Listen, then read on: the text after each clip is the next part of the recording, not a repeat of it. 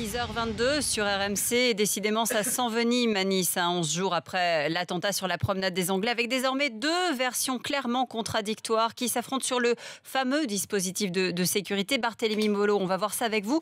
Alors, il y a celle du ministère de l'Intérieur et puis celle de la chef de la surveillance, vidéosurveillance notamment, chef du centre de supervision urbain, c'est comme ça que ça s'appelle. Sandra Bertin, c'est son nom. Elle maintient ces accusations qui visent directement la place Beauvau. Oui, c'est elle qui est chargée de faire le rapport sur la présence policière le soir du 14 juillet. Un rapport sur la base des images de vidéosurveillance. Et selon elle, le ministère de l'Intérieur a fait pression sur elle pour faire en sorte que la présence de la police nationale soit plus importante dans son rapport que dans la réalité. Elle explique qu'un commissaire se disant envoyé par la place Beauvau est venu dans son bureau. Pression téléphonique aussi depuis Paris.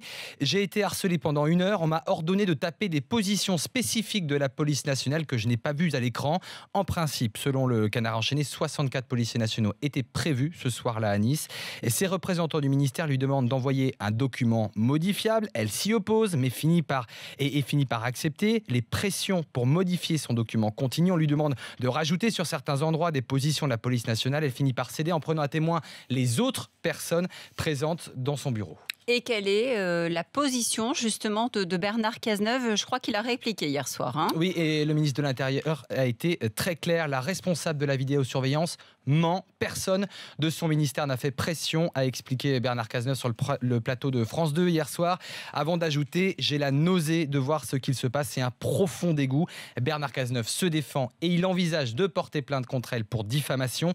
Le directeur général de la police nationale est lui aussi monté au créneau pour défendre ces hommes. Jean-Marc Falcon a expliqué que l'envoi d'un rapport modifiable permet simplement de faire un copier-coller, rien de plus. Il menace lui aussi de porter plainte. Et concernant, vous savez, ce barrage franchi par Mohamed Laoueche Boulel ce soir-là, ce sont les policiers municipaux qui étaient en charge de ce point de contrôle. C'est ce qui était prévu dans le dispositif de sécurité négocié en conjoint avec la préfecture et la ville de Nice. On verra ce qu'en dit ce matin Manuel Valls, puisqu'il est, vous le savez, l'invité à 8h35 d'RMC et BFM TV, invité face à Apolline de Malherbe.